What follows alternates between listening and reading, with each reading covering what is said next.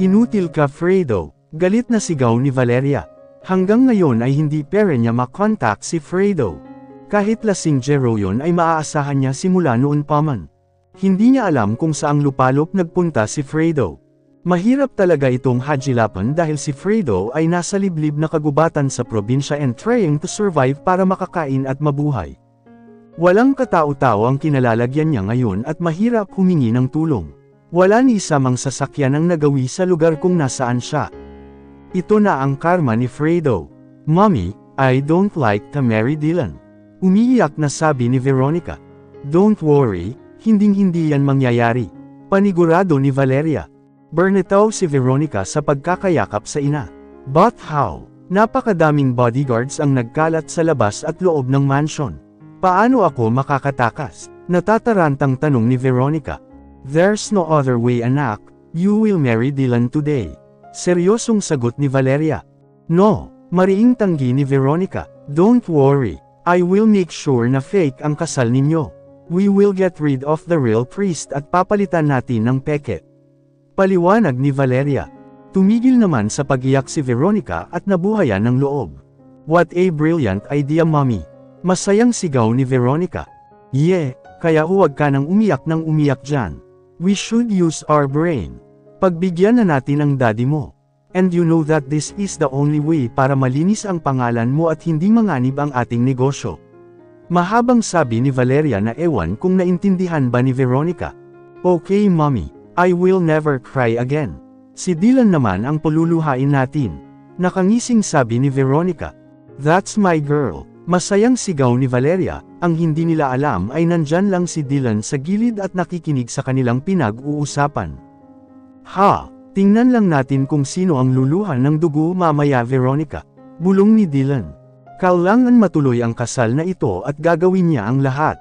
Samantalang sa mansyon ng mga Del Fierro ay walang gana si Elena. Ayaw niya nang magpunta sa kasal ni Veronica. Mas mabuti na ang ganito para walang gulo. Ito ang nasa isip niya. Ngunit hindi niya inasahan na bibisita si Lorenzo. Bakit ka na parito, daddy? Nagtatakang tanong ni Elena. I'm here to apologize and invite you again to Veronica's wedding. Seryosong sagot ni Lorenzo. Napabuntong hininga na lang si Elena. Kahit kailan ay hindi na ata sila magiging okay ni Veronica. Karibal ang tingin nito sa kanya. Ni minsan ay hindi siya itinuring nitong kapatid. I don't want to go. I'm sorry, daddy, tanggi ni Elena. Our family will not be complete kung wala kayo sa wedding, Elena. Paliwanag ni Lorenzo. Aaminin niya na touched siya sa sinabi ng ama. She's glad na itinuturing pala siya nitong pamilya. Pero si Veronica at Valeria ay wala naman pakialam sa kanya. It is still useless. Pero ayaw akong makita ni Veronica. At ayaw ko na maging bridesmaid niya. May hinanakit na sabi ni Elena. There's nothing to worry. The wedding entourage is complete. I just want you to attend the wedding kahit hindi ka bridesmaid. Sabi ni Lorenzo. Napatingin si Elena kay William. Tumanggo naman ito. Pumayag na lang siya para lang mapagbigyan ng kanyang daddy. Pero hindi na siya lalapit kay Veronica at ayaw niya na rin itong makausap. Okay, we're going. Sagot ni Elena. Thank you, my daughter. Masayang sabi ni Lorenzo. It touches her heart. Ngayon lang siya tinawag na, my daughter, ng kanyang daddy. Pero alam naman niya na gusto lang nito na andyan si William for public appearance at para sa company nito. Dahil malaking tulong ang mga Del Fierro sa negosyo ng kanyang daddy. Siguro kung mahirap talaga si William at Baldado ay hindi mangyayari na pupuntahan siya ng daddy niya para lang umattend sa wedding ni Veronica. Nagsisimula na ang kasal nina Dylan at Veronica nang dumating sina Elena at William. Are you okay? Nag-aalalang tanong ni William. Napangiti si Elena dahil laging nandyan para sa kanya si William. Ngayon lang niya naalala na nung isang araw parilya hindi nakikita si Beverly. Ang akala tulya ay may pinuntahan lang ito. At ang saya-saya niya dahil walang asungot na palaging nakabantay kay William. Pero ngayon ay hindi rin niya nakikita ito at pati mommy ni William ay wala sa mansion. Teka, nasaan pala si Beverly? Nagtatakang tanong ni Elena. That's a long story but she went back to Romania. Seryosong sagot ni William. Ha, ang bilis naman ata, naguguluhang sabi ni Elena. Yes, Lil, because of her sin. She needs to go back. Galit na si Mommy at gusto ko rin siyang bumalik at makapag-isip sa mga walang katuturan na kanyang ginawa. Paliwanag ni William. Okay, I think it's for the best. Pero may kutob si Elena na babalik parent si Beverly. Yes, you're right. Let's go and find our seat. Nakaupo na sila sa di kalayuan. Ayaw ni Elena na sa malapit siya maupo kaya dyan sila pinaupo ni Lorenzo. Nakangiti ng pilit si Veronica habang naglalakad sa aisle papunta kay Dylan. Hindi maiwasan ni Elena magbalik tanaw noong ikinasal sila ni William. Walang ginawa noon si Veronica kundi ang hamakin ng kanyang mapapangasawa. Ngayon ay tila ba bumalik lang kay Veronica kung ano ang ginawa nito sa kanya noon.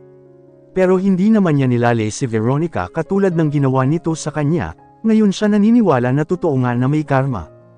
At ito na ang karma ni Veronica. Natapos ang seremonyas ng kasal na walang gana si Elena.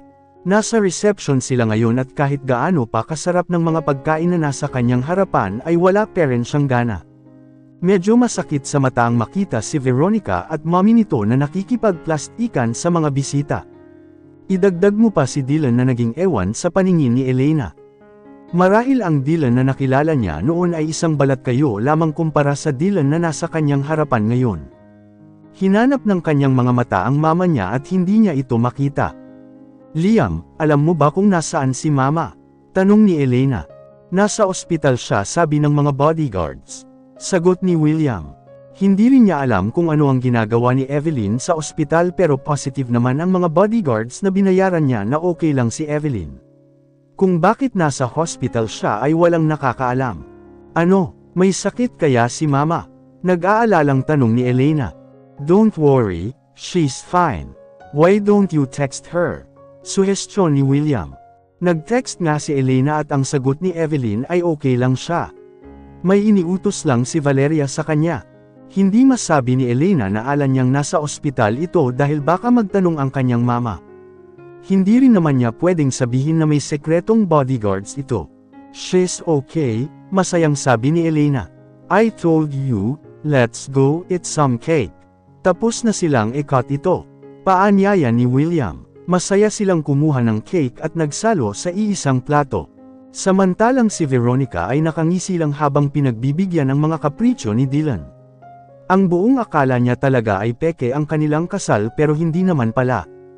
Hinayaan lang niya ito dahil bukas na bukas din ay uuwing luhaan si Dylan. Masayang sigaw ni Veronica sa kanyang isipan. Kumakain na sila ni Dylan ng cake.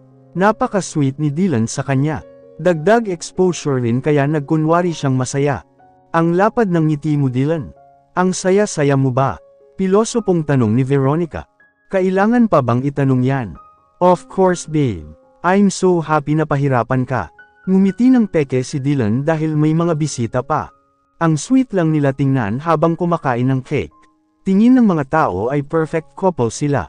Si Dylan ay ipinakilala nilang negosyante na galing sa France. Hahaha, tumawa si Veronica ng nakakaloko. Sige lang tumawa ka lang ng tumawa ngayon. Bukas ay iiyak ka ng bato. Naiinis na sabi ni Veronica. Let's see kung sino ang iiyak between us, babe. Nang aasar na sagot ni Dylan. Ngisi lang ang isinagot ni Veronica kay Dylan. Dahil ang buong akala niya ay peke lang ang kasal nila. Hindi niya alam na netali na siya kay Dylan at hindi siya kailanman bibigyan nito ng kalayaan. Sa wakas ay natapos din ang kasal na walang gana si Elena. Makakauwi na rin sila. Umuwi na ang mga bisita at sina Elena ay pauwi na rin. Si Dylan ay walang ginawa kundi asarin si Veronica. Gusto niyang pahirapan ito ng todo. Babe, say masayang sabi ni Dylan habang sinusubuan ng cake si Veronica. Tapos na ang palabas Dylan. Masyado kayatang nawili, nakasimangot na tanong ni Veronica. Siyempre naman, at hindi ito palabas lang Veronica. It's real, paalala ni Dylan. Ha, umalis ka na sa harapan ko. Hindi naman totoo ang kasal natin. Sigaw ni Veronica. Yan ang akala mo, ang nagkasal sa atin ngayon ay ang original na pari. Ginawa ko lang naman ang ginawa ninyo sa akin. Nakatawang sabi ni Dylan. Stop lying, si Veronica. Bakit ako magsisinungaling? Nang uuyam na tanong ni Dylan. Gustong gusto ko na nahihirapan ka babe. Sigaw ni Dylan. Walang hiya ka. Galit na si Veronica at nag-iinit na naman ang kanyang ulo, sabi ng mommy niya ay peke lang ang kasal nila. Yes, mas walang iyak lang naman sa akin. Ano ang pakiramdam na gawin sa'yo ang ginawa mo sa kapwa? Nakangising tanong ni Dylan. Hindi ka na makakawala sa akin Veronica. Dahil kasal tayo at legal. Hinding-hindi ako makikipag-annul sa'yo. Ha. Masayang sigaw ni Dylan. Sa galit ni Veronica ay itinumbo niya ang cake at pinagtatapon ang mga pagkain sa lamesa. No, you're lying. Galit na sigaw ni Veronica. I'm not. You will live in hell with me babe. Masayang sigaw ni Dylan. No, damn you. Muling sigaw ni Veronica at pinagtatapon kung anuman ang kanyang mahawakan. Si Elena na paalis na sana ay napatingin kina Dylan at Veronica. Hindi niya alam kung ano ang mangyayari sa buhay mag-asawa ng dalawa. Pero pakiramdam niya ay they both deserve it. Gusto niyang maawa kay Veronica but at the same time ay sinasabi ng kanyang isipan na no need to pity her because she did it on her own. Silang dalawa ang gumawa ng kanilang kapalaran na maging miserable sa piling ng isa't isa. Let's go home, Lil. Sabi ni William at hinawakan ang kamay ni Elena. Hawak kamay silang lumabas ng Zamora Mansion. Masaya si Elena na swerte siya sa kanyang napangasawa. Ang baldadong mahirap na hinamak ng kanyang pamilya noon ay isa palang mayaman at napakagwapong CEO. And she thinks that she deserves this good karma. Her mom is free. Matapos ang unos ng mga kontrabides ay balik normal ang buhay nina Elena at William. Kahit nakakapanibago ay masayang-masaya si Elena. Wala ng Beverly na habol ng habol kay William at wala na rin Veronica na palaging lasing sa hotel. Napanatag na ang kanyang kalooban. Gamay na rin niya kung paano ang maging Madam CEO. Pero hindi talaga siya makapaniwala na aalis ng ganon na lang si Beverly. Hindi niya na lang iniisip ito sa ngayon. Ang importante ay wala na si Beverly. Samantalang sa mansion naman ng mga Zamora ay masayang-masaya si Evelyn na nag-iimpake ng kanyang mga damit dahil pinalayan na siya nina Valeria at Lorenzo. Malaya na siya, magkakasama na rin sila sa wakas ng kanyang anak na si Elena. Naputol ang kanyang masayang pagganito nang biglang pumasok si Valeria sa kanyang kwarto. Hindi porket malaya ka na Evelyn ay magagawa mo na ang nais mong gawin. Sabi ni Valeria na may halong pagbabanta. Siguro naman ay malaya akong makakatira kasama ang anak ko. Sagot ni Evelyn na patuloy lang sa paglalagay ng mga damit niya sa malita. Of course, walang nagbabawal sa'yo, but if your tongue slip, hindi ko alam kung ano ang magagawa ko. Seryoso si Valeria. Ayaw niyang sabihin ni Evelyn kay Lorenzo ang katotohanan. Tatakutin niya ito ng tatakutan para tumikom ang bibig. Kapag magsalita si Evelyn ay hindi niya alam kung ano ang kanyang magagawa. Hinding-hindi siya makakapayag na ang mga ito ang maging reyna sa mansion ng mga Zamora.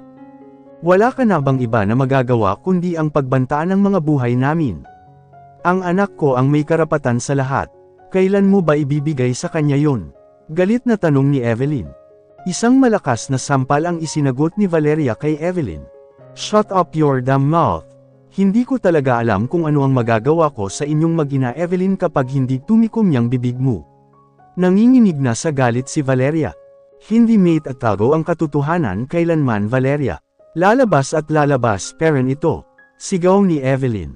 Pagod na siyang magpakumbaba at matakot. Ngayon ay gusto niyang siya naman ang manakot. Gusto niyang matakot si Valeria. Yung takot na takot. At hindi ko hahayaang lumabas ito Evelyn. Kung maaari ay itatali ko at patatahimikin ng sinumang pakialamera. Muli niyang sinampal si Evelyn pero umiwas ito. Ha, kahit ilang beses kang umiwas ay matatamaan ka parent sa akin. Naiintindihan mo, ganun din sa sekretong alam mo. Mas mabuti pang itago mo ang lihim na ito hanggang sa hukay mo. Muling pananakot ni Valeria. Hindi ko alam kung hanggang kailan ko mate atago, Valeria. Seryosong sagot ni Evelyn. Gusto kong makuha ang nararapat para sa anak ko. Mahal ko si Elena at ibibigay ko ang nararapat para sa kanya, dagdag ni Evelyn. Isang malakas na sampal ang muling pinakawalan ni Valeria ngunit sinalo ito ni Evelyn. Ha, marunong ka nang lumaban ngayon. Pasalamat ka at pinalaya kita, pero hindi ka makakawala sa akin Evelyn. Sigaw ni Valeria. Yan kung mahahawakan mo pa ako, Valeria. Sagot ni Evelyn. Determinado na siyang lumaban. Hindi lang kita hahawakan, Evelyn. Sisikailin pa kita. Just close your damn mouth. Dinuro pa siya ni Valeria, ngunit baliwala lang ito kay Evelyn. Natahimik silang dalawa nang biglang sumulpot si Lorenzo. Hanggang ngayon ba ay nag-aaway parent kayong dalawa? Seryosong tanong ni Lorenzo. Valeria, hayaan mo na si Evelyn at ikaw, Evelyn, ay makakaalis na kung tapos ka ng mag-empake. Utos ni Lorenzo. Tumayo na si Evelyn, bitbit ang kanyang luggage bag. I'm ready. Salamat sa lahat, Lorenzo, sagot ni Evelyn at lumabas na ng kanyang kwarto. Naiwan si Valeria na nagpupuyos sa galit. Hindi niya talaga palalampasin si Evelyn kung mad-ulash ang bibig nito at sabihin kay Lorenzo. Nakalaya lang si Evelyn sa mansyon ng mga Zamora dahil kay Veronica. Sa tuwing makikita siya nito ay nagwawala at pinapalayas siya dahil nakikita ni Veronica ang pagmumukha ni Elena sa hitsura ni Evelyn. Ito na ang simula ng swerte niya para kay Evelyn. At ngayon ay papunta na siya sa hospital upang kunin ang resulta ng DNA test ni Veronica at Lorenzo. At muntik na niyang mabitawan ito dahil sa sobrang gulat. Negative. Totoo nga ang narinig niya mula kay Fredo. Hindi tunay na Zamora si Veronica. Ang saya-saya ni Evelyn at napaiyak pa siya. Makukuha at makakamit na rin ni Elena ang nararapat para sa kanya. Sigaw ni Evelyn sa kanyang isipan.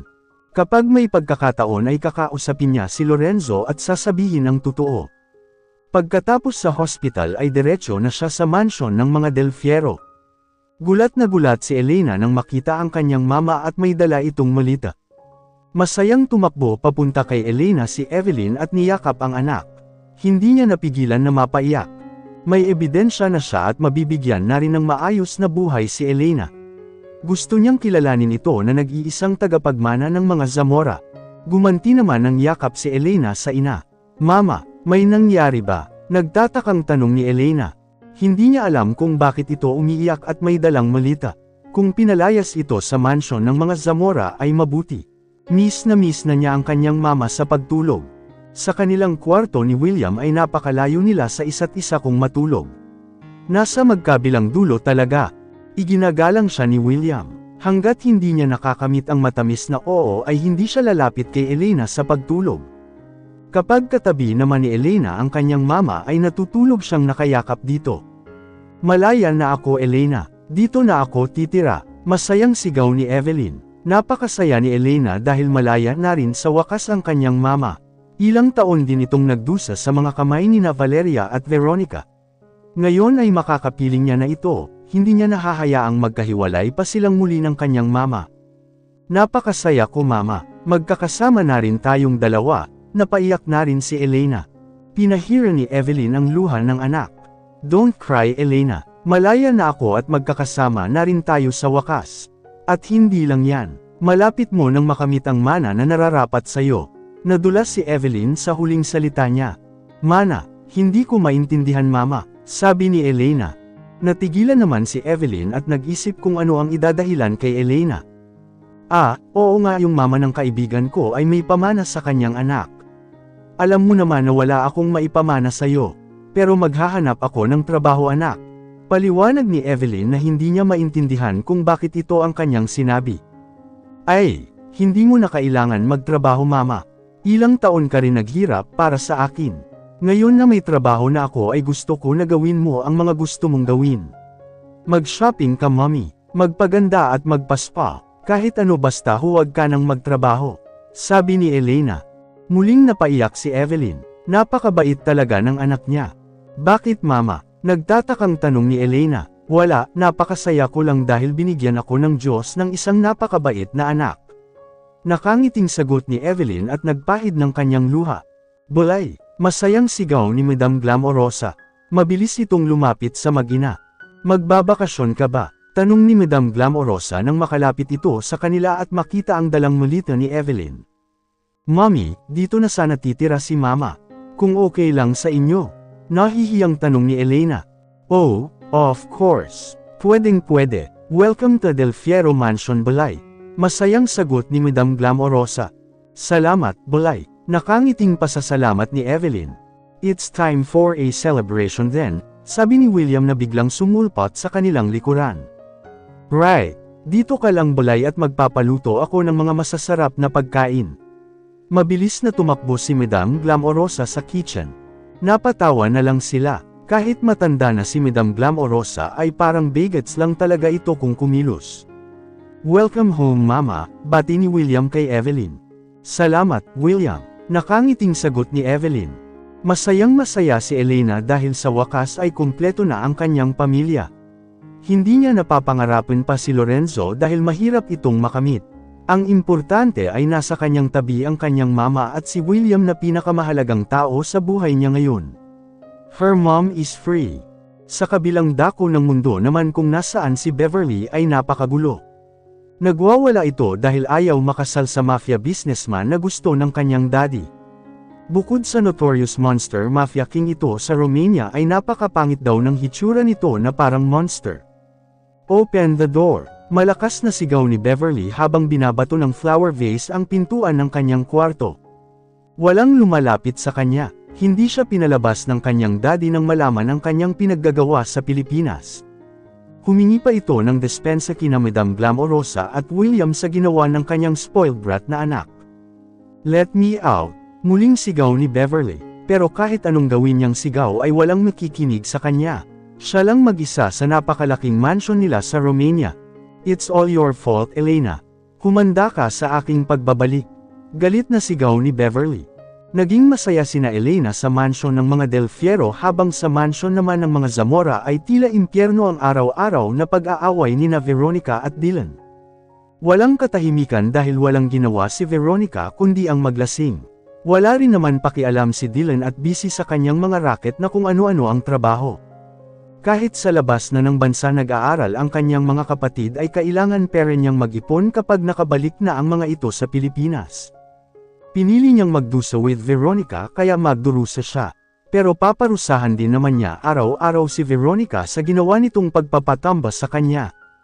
Hinding-hindi niya ito malilimutan at hinding-hindi niya mapapatawad si Veronica.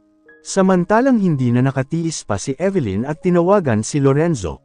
Nabuburyo na siya kakahintay ng timing at hindi naman niya matsyempuhan. Ngayon ay ang pang-apat na tawag niya kay Lorenzo. Walang sumasagot sa cellphone nito. Nang tumawag naman siya sa opisina ay ang secretary nito ang nakasagot. Masyadong busy daw si Lorenzo sa kanilang negosyo dahil bumagsak ito ng maeskandalo si Veronica. Sabi ng secretary ay ayaw magpaistorbo ni Lorenzo.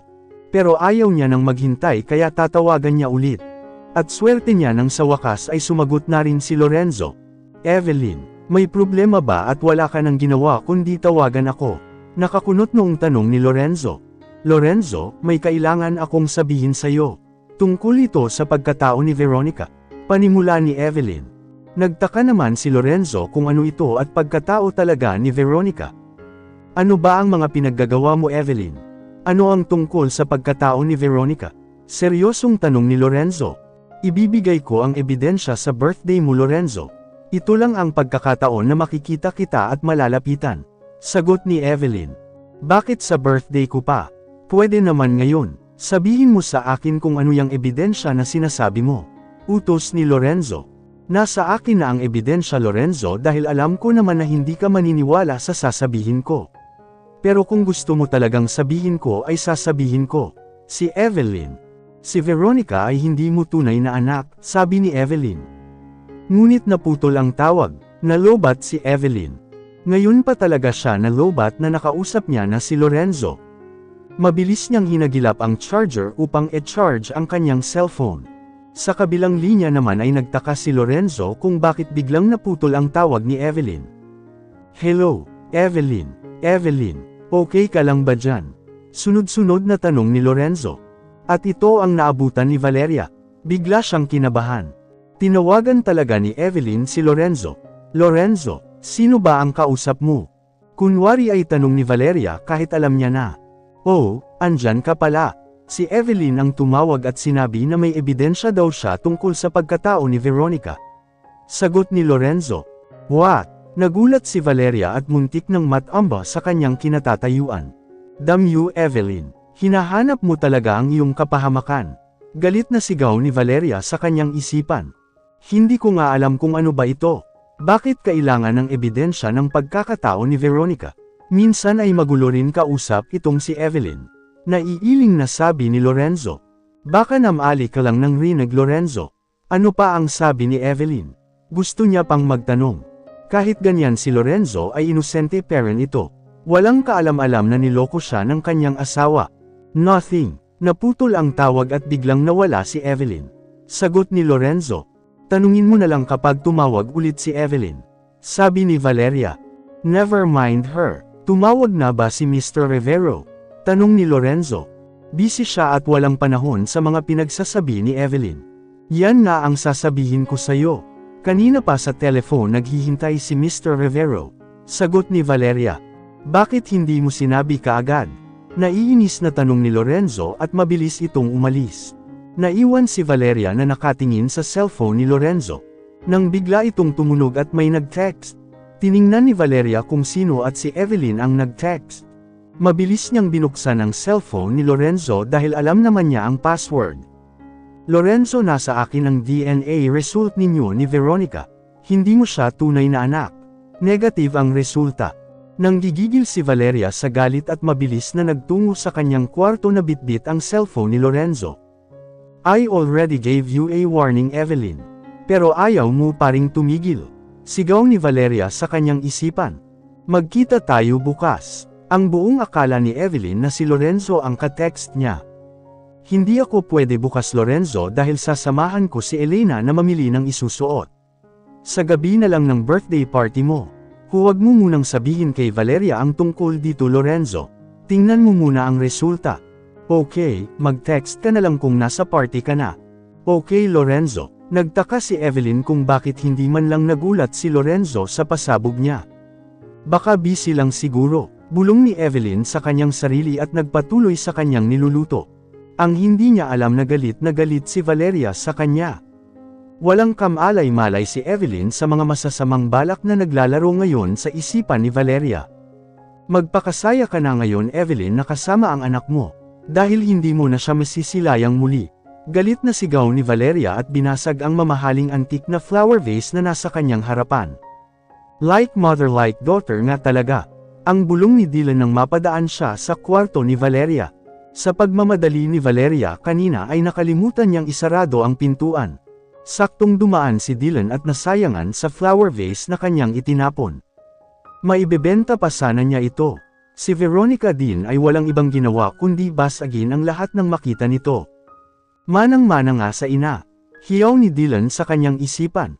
Pero wala siyang pakialam. Masarap tingnan ang hitsura ng dalawa na tila ba may malalim na iniisip at nagdurusa. Sanay na siya na magdusa kaya baliwala lang sa kanya ang lahat ng ito. Nasisiyahan siya sa hinagpis ng dalawa at kulang pa ito para sa kanya. Gusto niyang magdusa ang mga ito ng todo. Naputol ang pag-iisip ni Dylan nang biglang may kumalabog sa harapan niya. Flower vase na nabasag, sayang at mukhang mamahalin, bulong ni Dylan sa kanyang isipan. Get out, who told you to stand in my door? Galit na sigaw ni Valeria. Ngumisi lang si Dylan pagkatapos ay umalis. Pakiramdam ni Valeria ay nagsitayuan ang lahat ng balahibo niya sa katawan. Gusto niyang sakalin si Evelyn. Pilipitin ang leeg nito hanggang lumaylay ang dila. You will never like the consequences Evelyn. Humanda ka. Galit na sigaw ni Valeria sa kanyang isipan. Dahil naglaho na lang ng parang bula si Fredo ay kailangan niyang maghanap ng maaasahan na gagawa sa lahat ng kanyang iuutos. Wala kayong ibang gagawin kundi sundan si Evelyn at kapag may pagkakataon ay kidnapin ninyo. Kailangan huwag makatapak si Evelyn dito sa Zamora Mansion sa araw ng birthday ni Lorenzo. Utos ni Valeria. Nag-hire siya ng mga secret assassins na ewan kung saan nanggaling.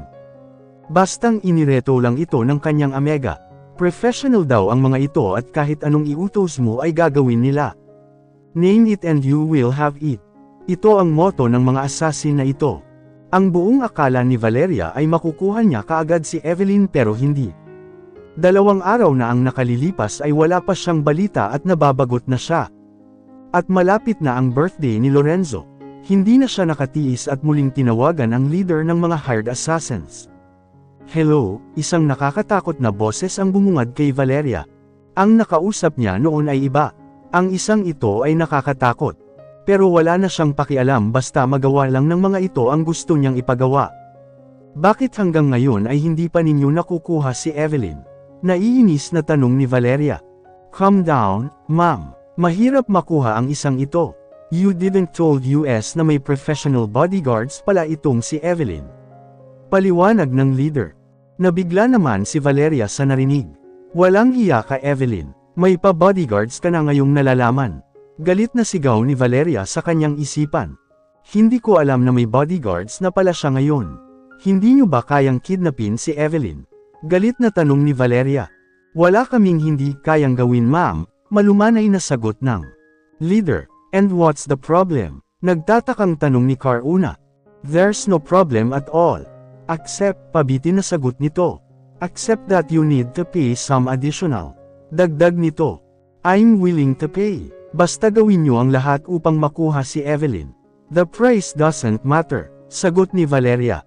That's great.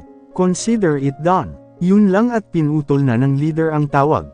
Buweset ka Evelyn. Kailan ka ba lulubayan ng swerte? Inis na tanong ni Valeria sa kanyang isipan. But I'm sure na malapit nang mawala ang swerte mo. Humanda ka sa surprise sa Evelyn. Napangisi ng nakakaloko si Valeria. Hindi siya pwedeng ma-stress habang si Evelyn ay nagbubuhay reyna sa mansion ng mga Del Fierro. Tingnan ko lang kung kapitan ka pere ng swerte Evelyn kung mapasakamay ka na ng mga assassin. Bulong ni Valeria sa sarili at itinapon ang vase na kanyang nahawakan. Naubos niya na ang lahat ng vase.